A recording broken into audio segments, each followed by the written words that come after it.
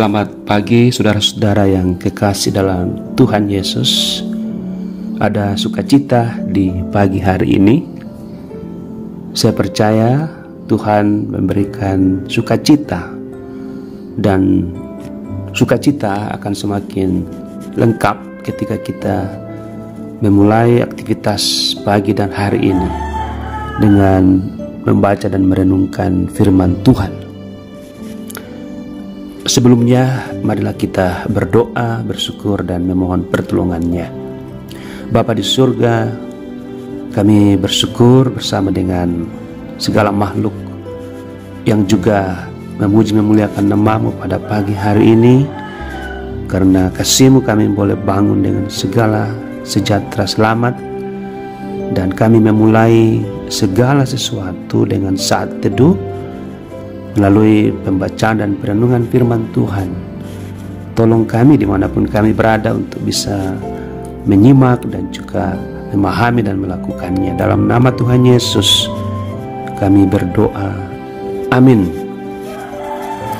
Saudaraku dalam Tuhan Yesus, saya pilih untuk kita semua pada pagi hari ini Yohanes 3 ayat 30 berbunyi demikian: Ia harus makin besar, tetapi aku harus makin kecil. Ia harus makin besar, tetapi aku harus makin kecil. Nah, saudara yang dikasihi oleh Tuhan Yesus, dalam terjemahan-terjemahan Alkitab untuk ayat ini juga dikatakan bahwa Yesus harus semakin besar dan aku harus semakin kecil. Dan ada juga yang mengatakan patutlah ia makin bertambah dan berkata-kata dari hal bumi, tetapi aku ini makin kurang.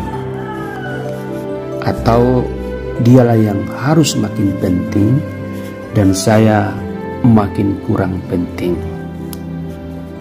Nah, tema kita pada saat sekarang ini adalah Kristus semakin dibesarkan dalam kesaksian kita. Kristus semakin dibesarkan dalam kesaksian kita. Saudaraku yang dikasihi dalam Tuhan Yesus, apa yang menjadi latar belakang Yohanes berbicara seperti ini? Salah satunya adalah bahwa pada tahun 70 Masehi, Gereja Kristus sudah menjadi sebuah organisasi atau institusi yang kuat.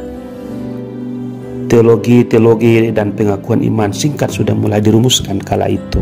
Tetapi salah satu eksesnya adalah munculnya apa yang kita sebut sebagai kaum bidah, atau biasa juga disebut sebagai sekte atau penyesat kala itu. Dan dicatat bahwa ada dua kelompok bidah atau penyesat atau sekte yang muncul pada zaman gereja mula-mula itu, yaitu yang pertama kita kenal dengan Gnostik. Kelompok Gnostik yang mengajarkan bahwa tubuh itu jahat dan roh itu baik.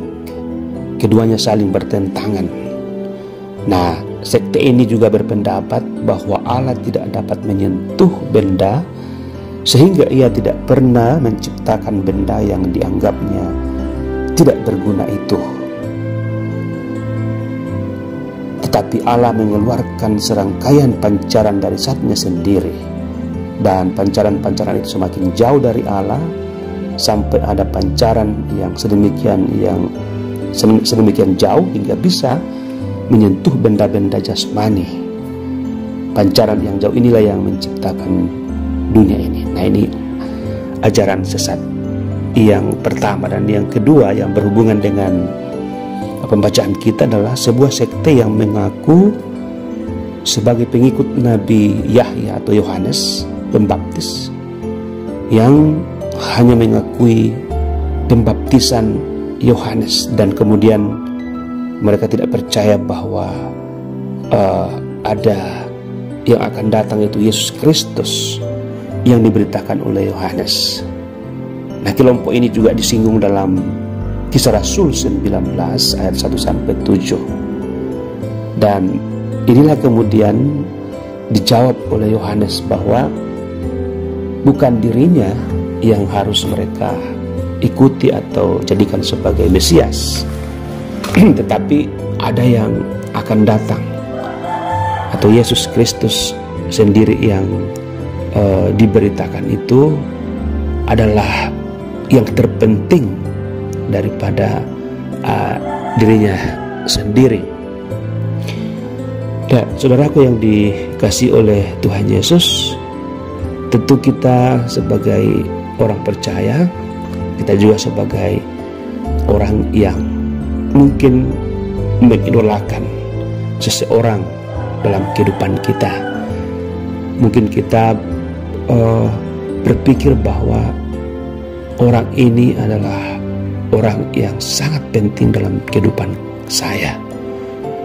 Nah, lalu kemudian kita menjadikan dia selain sebagai idola, tetapi juga kadang-kadang menjadi petunjuk hidup atau pedoman hidup.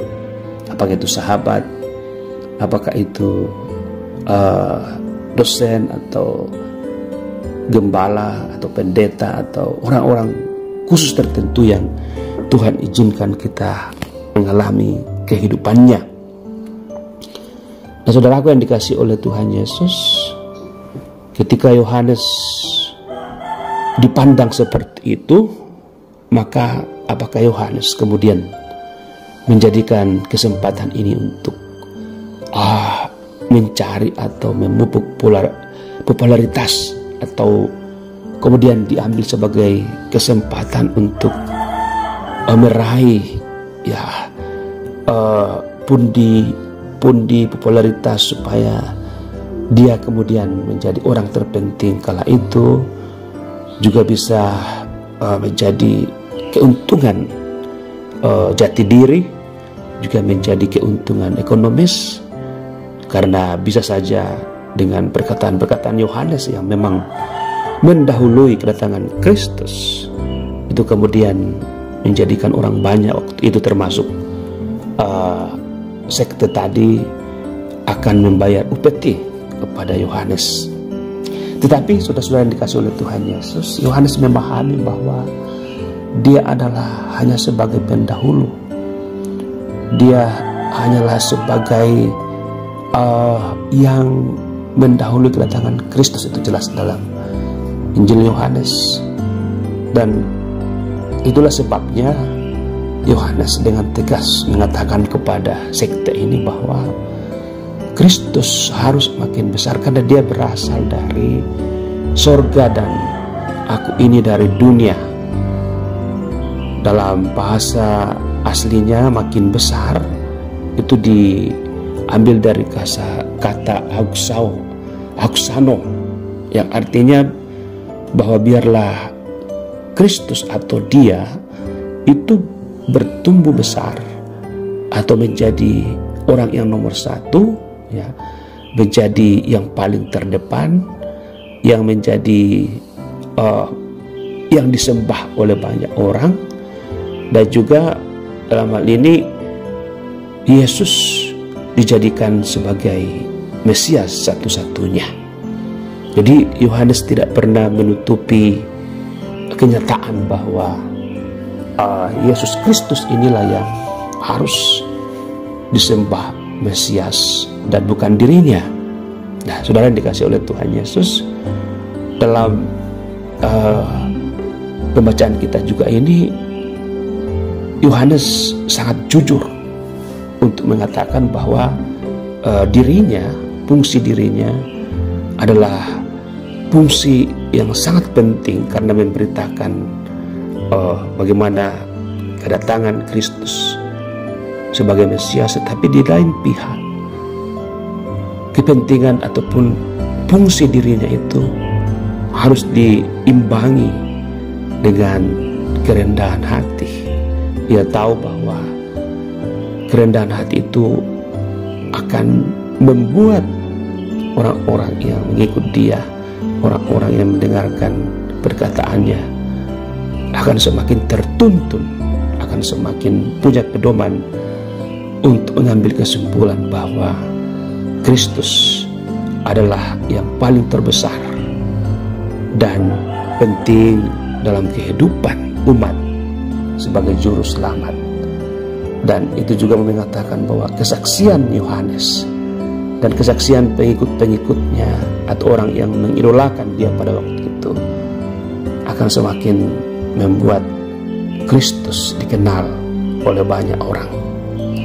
Dan saudaraku dalam Tuhan Yesus, yang pertama yang menjadi pembelajaran dari firman Tuhan hari ini adalah bahwa orang yang rendah hati akan ditinggikan, dan orang yang jujur mengakui keterbatasan dirinya akan semakin ditinggikan oleh Bapa di surga. Inilah sebabnya sehingga Yohanes disebut sebagai murid yang dikasihi Tuhan, sangat dikasihi Tuhan, walaupun murid-murid yang lain pun dikasihi Tuhan. Tetapi dia mendapat tempat istimewa karena kerendahan hatinya, karena kejujurannya, karena integritasnya yang luar biasa dalam menjalankan tugas dan tanggung jawabnya. Yang kedua, saudara, dalam menyambut Natal tahun 2022 ini, kita diingatkan bahwa kita harus menempuh jalan yang diajarkan oleh Tuhan Yesus melalui Yohanes, bahwa kemudian banyak godaan-godaan lain seperti dalam ajaran sesat yang kita katakan dalam pendahuluan, bahwa kemudian ada orang yang sesat dalam artian berada pada jalan yang salah, terjebak dengan toko-toko yang mirip ataupun dianggap setara dengan Tuhan Yesus. Ingat, saudara akan dikasihi Tuhan Yesus, Yohanes mengatakan bahwa memang sewajarnya Yesus semakin utama dan aku semakin kecil. Artinya bahwa Yesus itu adalah satu-satunya Tuhan dan Juru Selamat. Ada nabi, ada rasul dalam agama-agama lain. Kita juga punya. Ada Rasul Yohanes, ada Rasul Petrus, Rasul Paulus, Nabi Amos, Nabi Zakaria, dan seterusnya. Tetapi kita mempunyai satu Tuhan yang harus semakin bertambah dikenal oleh orang lain, semakin penting di tengah-tengah dunia ini dan kehidupan ini, semakin besar. Dan walaupun kita menderita, walaupun kita mengalami banyak pergumulan dan cobaan karena memberitakan Sang Juru Selamat itu, tetapi kita harus yakin dan percaya bahwa kita harus mengalami banyak sengsara untuk masuk dalam kerajaan Allah. Dan Kristus yang Maha Adil akan memberikan kita apresiasi. Itulah sebabnya dalam merayakan Natal penting untuk dua hal ini: kerendahan hati, kesederhanaan, dan menampilkan Kristus dengan cara yang kita punya. Jangan menampilkan hal-hal yang duniawi yang terlalu dominan, termasuk menampilkan diri dalam kesombongan rohani, tapi biar dalam kerendahan hati, karena itulah yang diperkenankan oleh Tuhan. Melalui kesaksian kita tentang Dia, maka Dia semakin besar dan banyak orang yang akan menjadi pewaris-pewaris kerajaan Allah. Selamat menantikan Dia. Haleluya. Amin. Tuhan Yesus terus memberkati kita semua.